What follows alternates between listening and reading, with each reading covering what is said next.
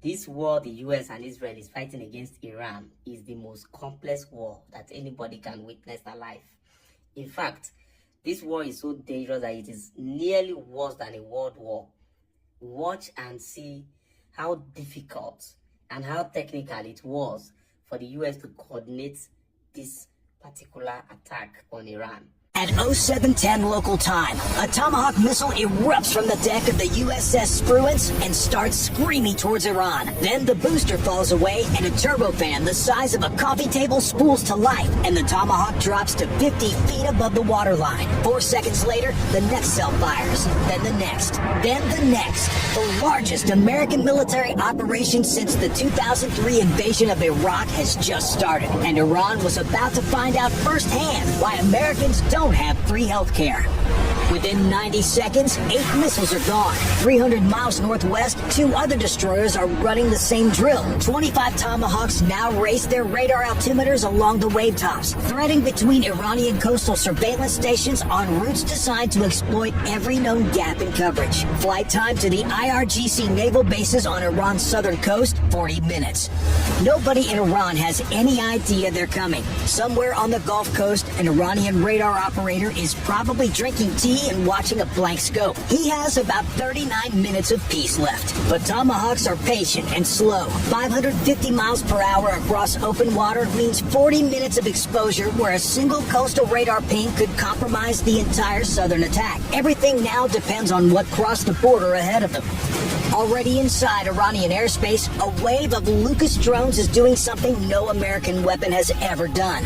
An Iranian air defense operator at a Bavar 373 battery watches a dozen slow-moving contacts materialize on his scope, pushing inland from the coast at barely 110 knots. He can't tell which ones carry 40-pound warheads aimed at his radar antenna and which ones are just noise. So he does the only thing training allows. He fires.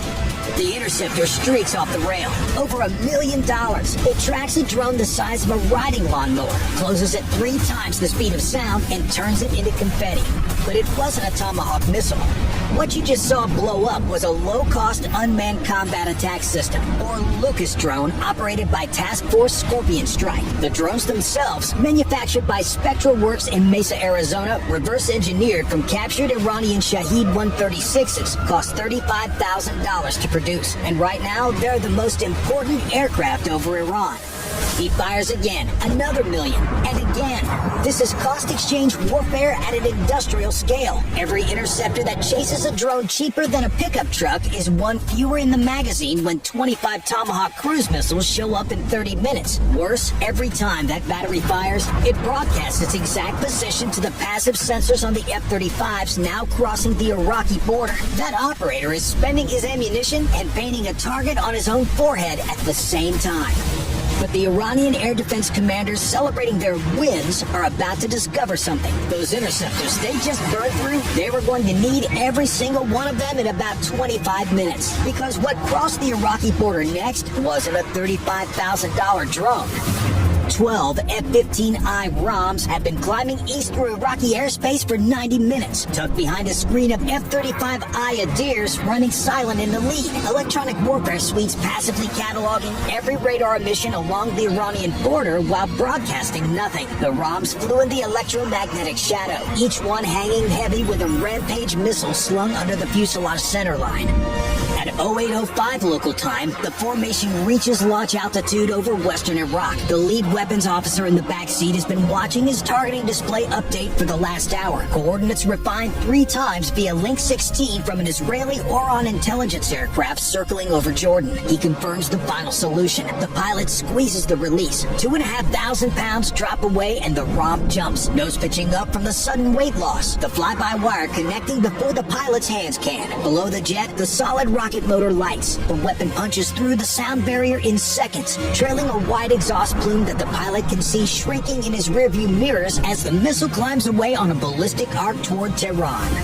11 more ROMs released within seconds of each other. 12 weapons, now accelerating beyond anything Iran can intercept at this phase of flight arcing east. A Tomahawk from Iraq needs 45 minutes to reach Tehran. These weapons need minutes. That gap is the entire ballgame. 45 minutes gives Iranian radar operators time to detect, track, get authorization, and fire. Minutes gives them time to watch the impact on the news. Spent rocket boosters will tumble into fields across eastern Iraq. Us and analysts will photograph them within hours. But right now, 12 warheads are converging on Pasture Street. The Tomahawks are 10 minutes from the Gulf Coast, and the air defense batteries the Lucas drones have been emptying all morning are running out of things to shoot. At 0810, everything arrives at once. The standoff weapons hit Tehran first. Supersonic warheads arriving with functionally zero warning time. The office of the Supreme Leader on Pasture Street takes multiple direct hits. An Airbus satellite passing overhead captures the aftermath. Several buildings inside the compound reduced to broken concrete. Smoke columns punching through the morning air. Within minutes, the F-35I Adirs cross the border carrying JDAMs and GBU-39 small-diameter bombs. This is where the F-35 sensor fusion earns every dollar of its price tag. The pilot rolling in on the Ministry of Defense does not flip between radar screens, infrared feeds, and threat displays. The jet's computers merge everything. Its own sensors, Link 16 data from every aircraft in the formation, and satellite imagery into one picture. He sees every Iranian radar still operating within 200 miles. Every friendly aircraft. The GPS coordinates of 3 buildings he's about to put a bomb through. One screen, one picture. Like driving with a GPS that shows every traffic camera, speed trap, and pothole all updated in real time. Iran spent 30 years building an integrated air defense network. The F-35 turned it into a highlight reel. He rolls the Adir onto its back at 25,000 feet, pulls the nose down toward the Ministry of Defense compound, and releases a GBU-39 small-diameter bomb. The weapon is only 250 pounds, a quarter the size of a standard JDAM, but its GPS-guided diamond-shaped wings let it glide over 40 miles from release point. And at this range, the circular error is measured in single-digit feet. The SDB punches through the ministry roof and detonates on a delayed fuse inside the 3rd floor, the level where military planning documents live. Across Tehran, the pattern repeats. The Ministry of Intelligence, the Atomic Energy Organization headquarters, Parchin Military Complex, each one selected because it cannot be rebuilt quickly, relocated, or replaced from backup systems. The F-35Is are not hitting random government buildings. They're severing the administrative nervous system that connects Iran's military leaders to its units in the field, its intelligence, and its nuclear bureaucracy. But every minute the F-35Is spend over Tehran, their fuel ticks down and their exposure grows. And from the mountains of western Iran, Iran's most capable air defense system, the one the Lucas drones haven't reached yet, is tracking every one of them. 700 miles south of the smoke over Tehran, the Tomahawks finally reach the coast. The first warhead hits Asaluya IRGC naval base at 0812 hours local time. The command building folds inward, fuel storage behind it catches, and a column of black smoke punches straight up through the morning humidity. 4 minutes later, an F-15E Strike Eagle from the 48th Fighter Wing, forward deployed to Jordan from RAF Lakenheath, rolls in from the north at 18,000 feet and 60 degrees of dive angle. The weapons systems officer in the back seat has been staring at this target for the last 40 minutes on his APG-82 radar display, a hardened concrete shelter on the waterfront with a half-moon roof designed to protect the PACAP-class fast attack boats inside. These are the boats that Iran built to swarm the Strait of Hormuz, 50 feet long, armed with machine guns and rocket launchers, designed to sprint out in packs of 100 and overwhelm oil tankers and U.S. ships with volume. Nobody's sprinting anywhere today. He designates the shelter, confirms GPS lock, pickles the GBU-31. 2,000 pounds drop off the centerline station. The JDAM tail kit deploys, 4 grid fins adjusting 10 times per second, steering a slab of tritonal and hardened steel toward a roof that was built to stop shrapnel, not a weapon that hits with the force of a freight car. 30 seconds of free fall. The bomb punches through the concrete arch and detonates inside the shelter. The overpressure has nowhere to go. The walls blow outward. The roof pancakes down onto the boats like a fist closing. The Strike Eagle is already climbing, pulling 5 Gs back to altitude when the Wizzo confirms the hit on the targeting pod footage. Below them, the Strait of Hormuz sits open and quiet. Iran spent 40 years threatening to mine it and choke the global economy. The boats that were supposed to do it are burning under a collapsed roof on the Gulf Coast, and the Navy is far from being done with Iran today. 500 miles east, the aircraft carrier USS Abraham Lincoln is making 30 knots into a headwind. On the flight deck, an FA-18E Super Hornet from VFA-41 Black Aces sits on Catapult 1 with both F-414 engines at military power. The catapult officer drops to one knee and touches the deck. The holdback brakes and the shuttle fires. 0 to 165 miles per hour in under 3 seconds. 4 Gs shove the pilot's spine into the ejection seat hard enough to test whether breakfast is staying down. The Black Aces are headed for Chabahar, Iran's only deep-water port on the Gulf of Oman. Tomahawks hit the command post and fuel storage 20 minutes ago. The petroleum reserves are throwing a column of black smoke visible 60 miles out on the strike package's forward-looking infrared. But the submarine piers are still standing, and a Qadir-class midget sub that slips out to sea can carry mines into the Strait of Hormuz on a hole small enough to hide in commercial shipping traffic. That cannot happen. The lead Hornet rolls in on the submarine pier with a GBU-31 JDAM. His wingman from VFA-14 Top Hatters follows 30 seconds later and puts a second 2,000-pounder into the dry dock facility next door. If you can't fuel a submarine, repair it, or load it with mines, it might as well be an expensive lawn ornament. A third pair targets the Charlie 802 anti-ship missile battery on the coastal bluff, the launcher that could threaten tankers and coalition warships in the strait. 2 GBU-39 small-diameter bombs later, and the battery ceases to exist. Across the Gulf Coast, the coordinated Tomahawk and fighter pattern has now hit Asaluya, Chabahar, and Bandar Abbas, home to Iran's Kilo-class submarines and the IRGC Navy's fast attack headquarters. The carrier air wing still has plenty of weapons left on the rails as insurance against any IRGC boat brave enough to sortie. None do. But 500 miles north, the F-35 eyes over Tehran are running low on fuel, and the air defense system in the Western Mountains is now coming alive. 3 hours into the operation, the weapon Iran was counting on finally gives itself away. After Israel dismantled virtually all of Iran's Russian-supplied S-300 batteries in October of 2024, Iranian engineers did something genuinely impressive. They spent 2 years building a domestic replacement, what the IDF will later designate the SA-65 Mobile Phased Array Radar, roughly 150-kilometer engagement range, the ceiling of what Iran could build under sanctions. They positioned it in the Kermanshah Mountains, guarding the western corridor Israeli jets have been using all morning. An EA-18G Growler from the Lincoln's air wing catches the first emission. The SA-65 search radar has been pulsing intermittently for hours, short bursts, trying to track the F-35 eyes without staying on long enough to attract a missile. But now, with a second wave of ROMs inbound through the corridor, the battery commander makes the decision every air defense operator dreads. He switches to fire control. Full power, continuous track. He's going for a shot. The moment he transmits, he is finished.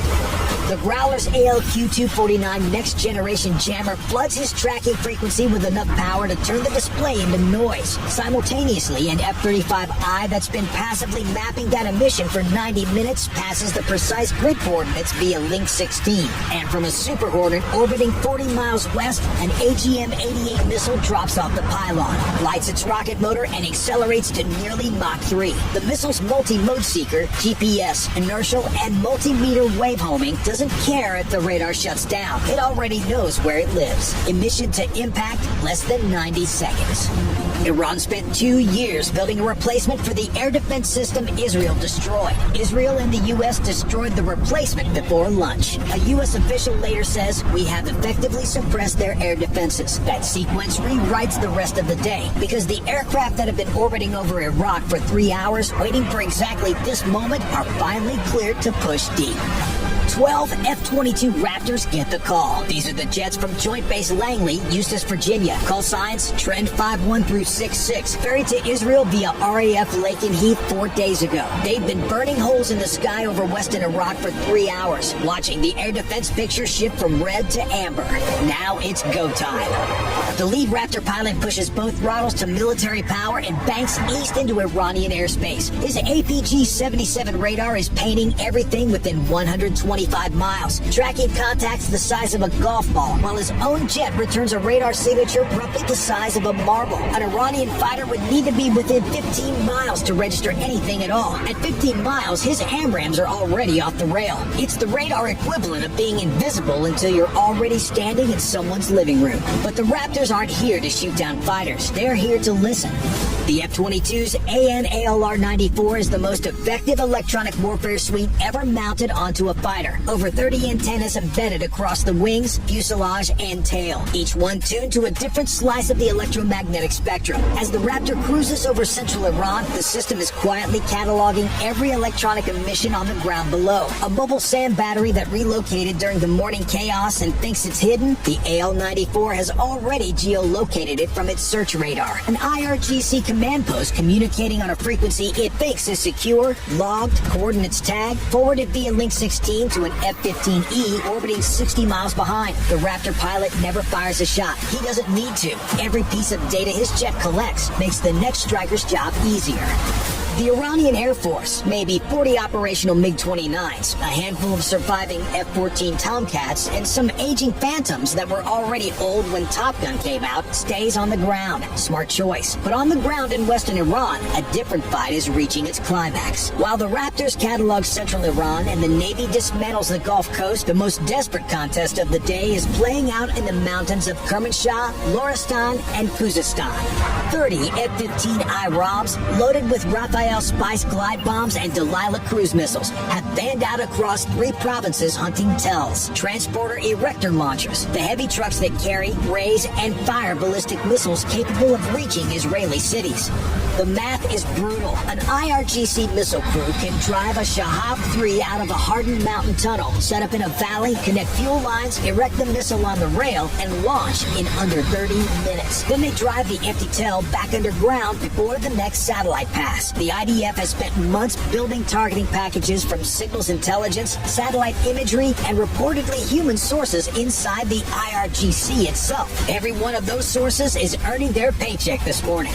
Finding a missile launcher in the mountains of western Iran is like finding a specific food truck in New York City, except this food truck is trying to hit Tel Aviv and moves every 20 minutes. IDF drone footage released hours later captures the moment that defines the day. An Iranian TEL caught mid-sequence in a narrow valley. Grainy infrared. The missile's already vertical on the launcher, probably a Shahab-3 variant. Ground crew visible at the base, connecting the last fuel umbilicals. The weapons officer on the orbiting ROM has the crosshairs centered on the launcher rail, but he holds. If he releases now, the spice bomb's last radius catches the TEL, but the missile could topple clear. Damaged, not destroyed. He needs the fuel lines connected. He needs the crew bunched at the base. He needs everything in one place. 10 seconds. 15.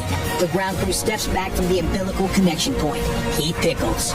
The Raphael Spice glide bomb drops off the pylon and extends its wings. GPS and electro-optical guidance steering it down the valley on a trajectory calculated to impact the launcher base at a shallow angle, maximizing the blast footprint across the TEL and the missile simultaneously. 12 seconds of guided flight. The warhead detonates at the junction of the launcher rail and the truck chassis. The Shahab-3's fuel tank ruptures and 3 tons of liquid propellant ignite in a secondary fireball that whites out the infrared camera for a full 2 seconds. When the image returns, the valley floor is scorched bare. The TEL is scrapped.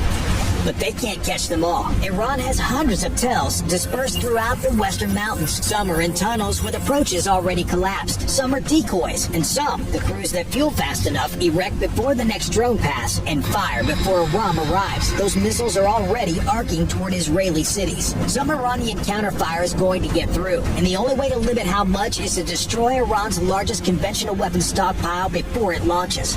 With the Raptors feeding targeting data to every aircraft in theater and Iranian air defenses functionally gone, the coalition scales to full capacity. Israel's next wave, 30 more fighter jets, fans out across Isfahan, Bushehr, Avaz, and surrounding areas. 60 precision munitions, targets the opening strikes couldn't reach, ballistic missile warehouses, air defense production lines, and a drone regiment headquarters, and the Shaheed depots. Warehouse complexes and hardened hangars packed with Shahed 136 one-way attack drones, fueled, armed, pre-programmed with coordinates for Israeli cities and American bases stacked in launch racks waiting for the order. The same drones the IRGC was planning to launch in swarms of hundreds as part of their retaliation this afternoon. JDAMs and smaller diameter bombs walked through depot after depot across 3 provinces. 950 drones gone. Simultaneously, U.S. strikes hammer IRGC command and control infrastructure deeper inland, underground bunkers, communications relays, fiber optic nodes. The targeting logic is simple. Sever the communications first, and commanders can't coordinate even if they want to. Iran's internet drops to 4% of normal, confirmed by NetBlocks. However, a hacked Iranian prayer app is still able to push a simple message through to millions of phones. Help has arrived.